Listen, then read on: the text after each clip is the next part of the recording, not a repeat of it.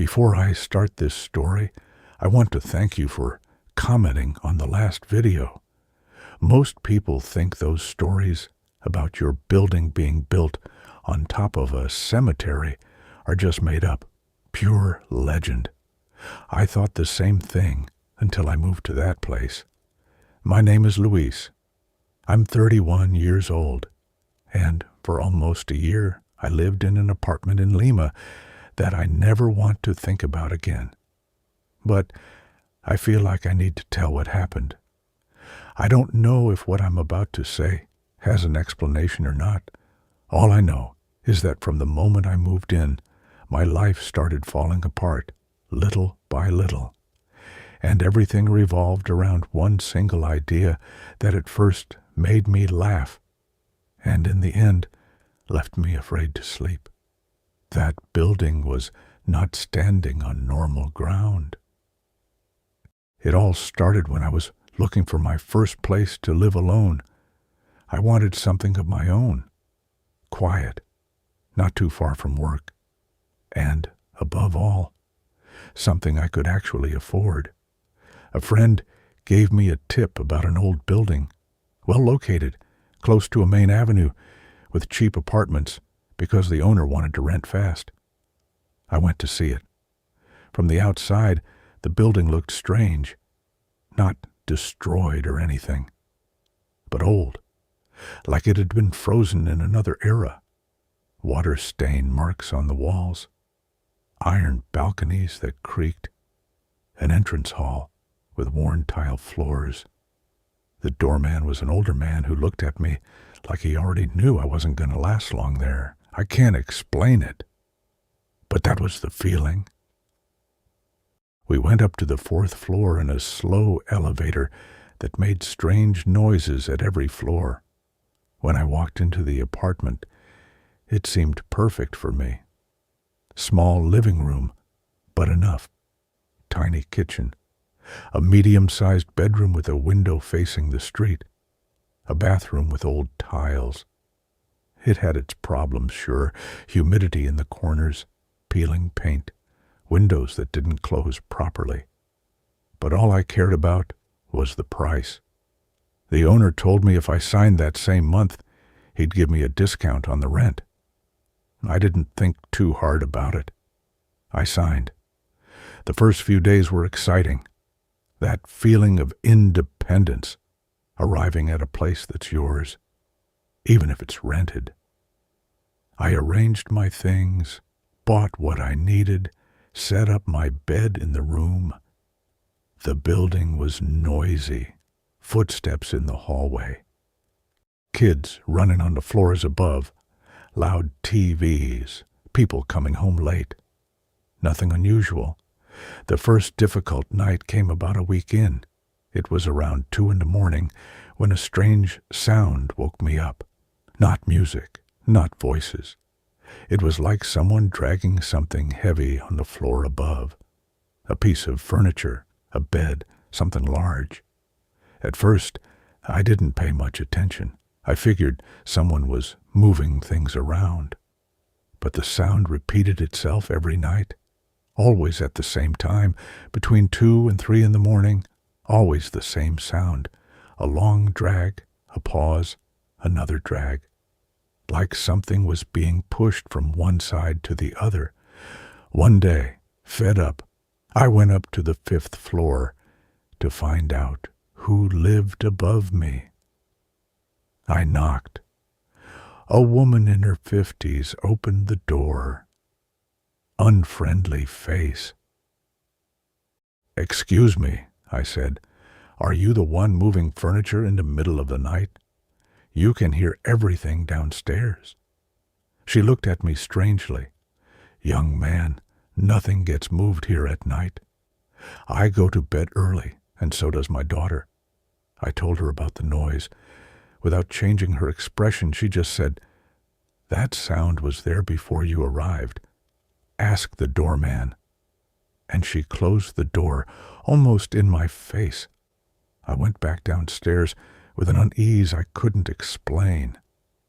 A few days later, on my way out early, I saw the doorman sitting in his chair reading an old newspaper. I gathered the nerve to ask him, "Excuse me, has the same person always lived above my apartment?" He glanced at me sideways. "Why?" "Because at night it sounds like someone's dragging something heavy up there all the time." He was quiet for a moment. "That sound has been there since this building was built," he said. Then he added, "Before they built here, all of this was something else." He gestured toward the sidewalk. "There was a large fenced-off plot of land. They said there used to be an old neighborhood cemetery here. Not one of those nice ones with niches, the kind where they buried poor people without much ceremony." My back went cold. "And they removed them?" I asked. "Some of them. Others, who knows?" He shrugged. "What I do know is that since they put up this building, several people have said they hear things down below, like someone dragging boxes or coffins or whatever." He said it so calmly, it unsettled me more than the story itself. "But those are just stories, son. As long as you pay your rent on time, nothing happens." He half laughed. I went back up with my head full of that image, the building standing on top of old graves. Up to that point, it was all just noise, and the idea of this cemetery. Unpleasant, yes, but manageable. One night, after working late, I came home exhausted. I showered, ate something quick, and dropped into bed. It was around 1:30 in the morning when the familiar dragging sound woke me again. Drag, pause, drag. I rolled over and thought, enough, just sleep. That's when I heard another sound. Not from above, from my room. It was a dull, soft knock on the wall beside my headboard. Then another, like someone on the other side, hitting it with an open hand. I figured it was the neighbors. I pressed my ear against the wall. Nothing. I lay back down. Then, out of nowhere, the bed vibrated. Not an earthquake, not strong, but clearly, as if someone had given it a shove from underneath. I sat up fast. Complete silence. No cars, no voices, nothing. I sat on the bed waiting. And then I saw it. At the foot of the bed, almost against the floor, something that at first I thought was a pile of clothes. A dark, hunched mass. But that mass moved. Slowly, as if it took great effort, it began to rise. What stood up was a human figure, but not a normal one. Twisted, spine bent, head tilted to one side, as if the neck wasn't quite whole. I couldn't see its face clearly. The room was half dark, only the streetlight coming through the window, but I did see something. The eyes didn't glow like in the movies. The opposite. They were hollow, like there was nothing there at all. I froze. I didn't scream, didn't move, didn't do anything.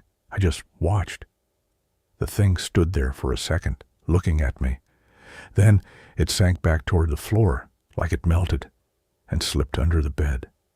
When I finally reacted, I turned on the light. Nothing. I checked under the bed, opened the closet, looked behind the door. Everything normal. That night I slept with the light on. From that night on, the sounds changed. It was no longer just dragging from above. Now, there were knocks from below. To understand, I was on the 4th floor. Below my room was another apartment, and below that, the 1st floor. But what I was hearing didn't come from the 3rd floor. It was a dull, deep sound, as if it came from below the building's own foundation. 3 knocks. A long pause. 3 knocks again. The first time I thought it was someone on the 3rd floor hitting the ceiling.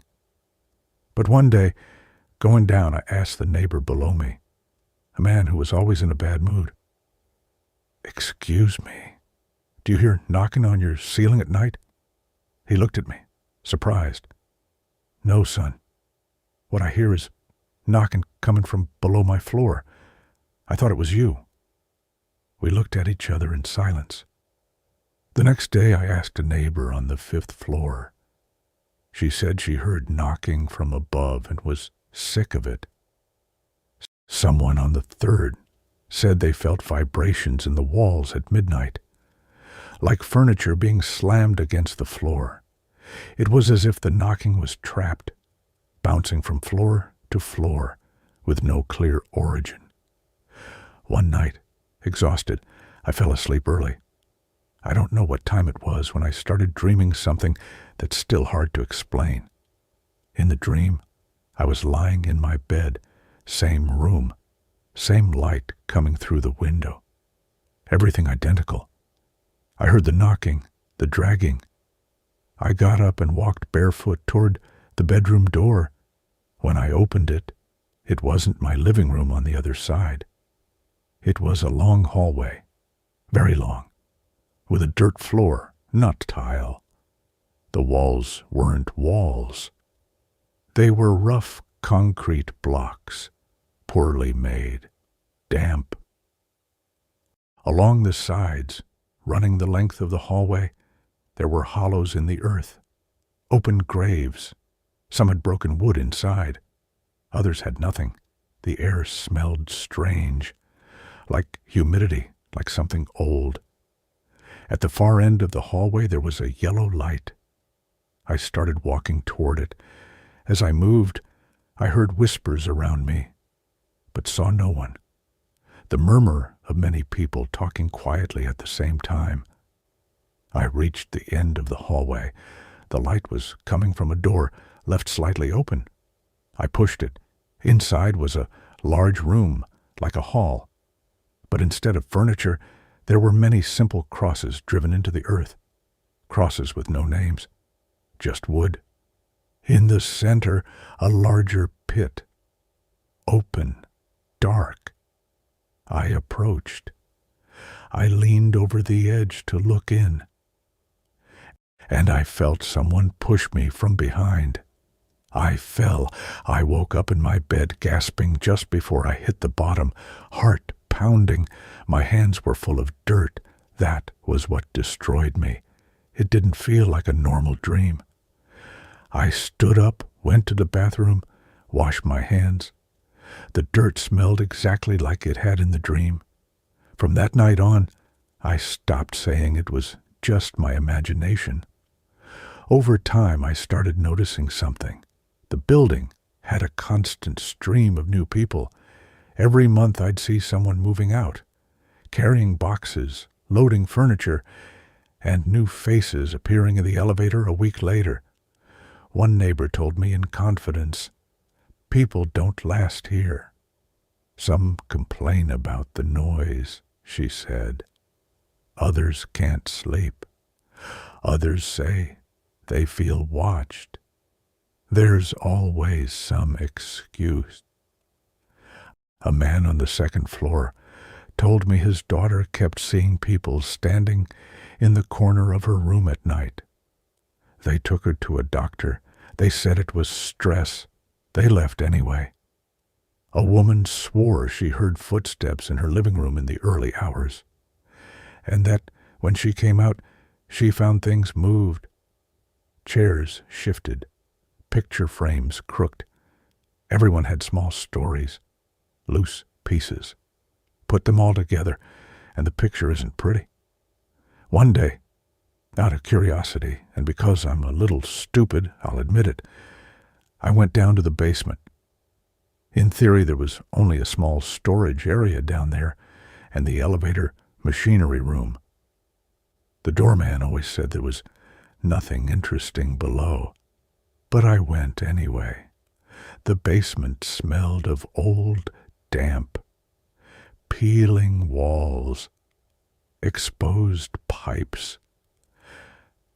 As I walked with my phone flashlight, I heard something coming from further back, where there was supposedly nothing, a soft, repeated knock.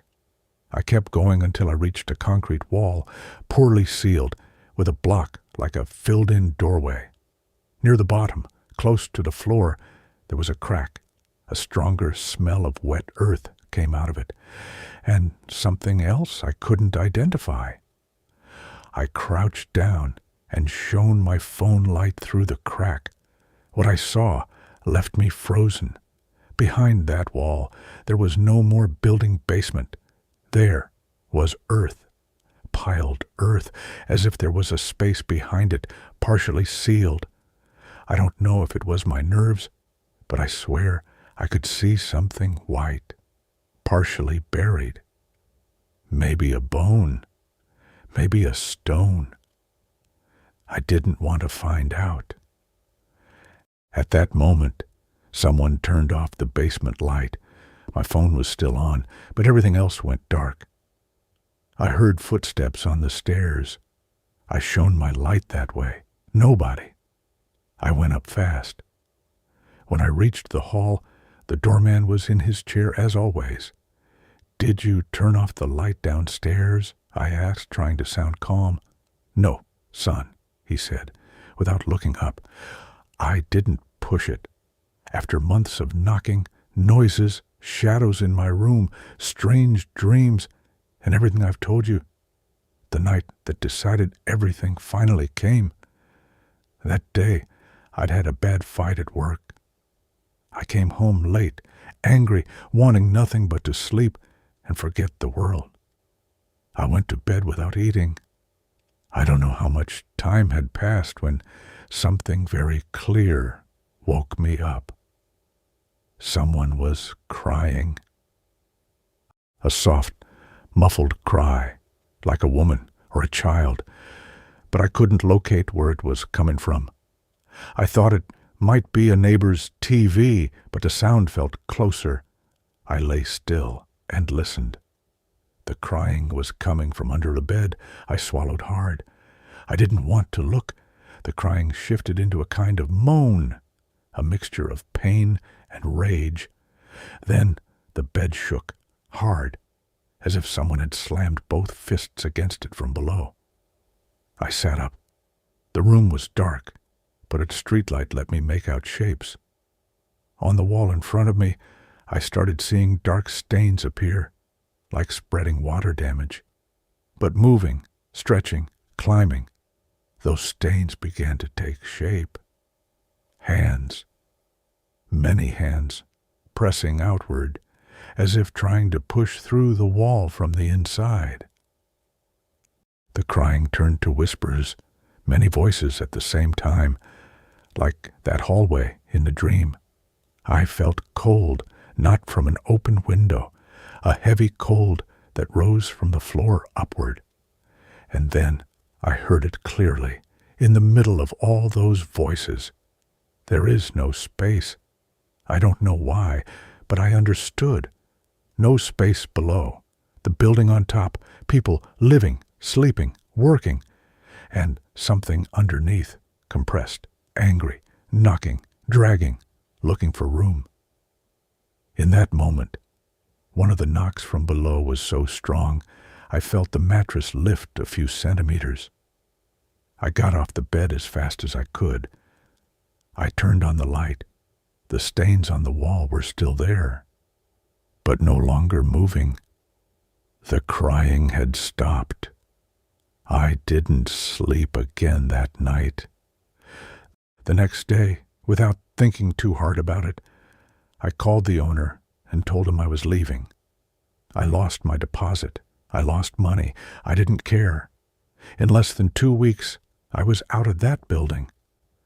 I live somewhere else now, further from work, more expensive, smaller. But I sleep. Not perfectly, but I sleep. Sometimes, just as I'm about to drift off, I feel my bed vibrate slightly, and I hear a faint knock in the distance. Very soft, like an echo. I don't know if it's my mind replaying things, or something else. I've never walked past that building's front door again. What I do know is that every time I read a news story about neighborhoods in Lima built on top of old cemeteries, informal burial grounds, forgotten graves, I think about that dirt hallway and those crosses with no names. People say they're already dead, nothing wrong with building on top of them. I just think about the knocking at 3 a.m, the shadows against the floor, the crying under my bed, and that phrase that still rings in my head every time I turn off the light. There is no space. Maybe someday they'll be given that space. Or maybe they're still down there, compressed under buildings full of people who complain about the noise, not knowing that the ones knocking aren't the neighbors,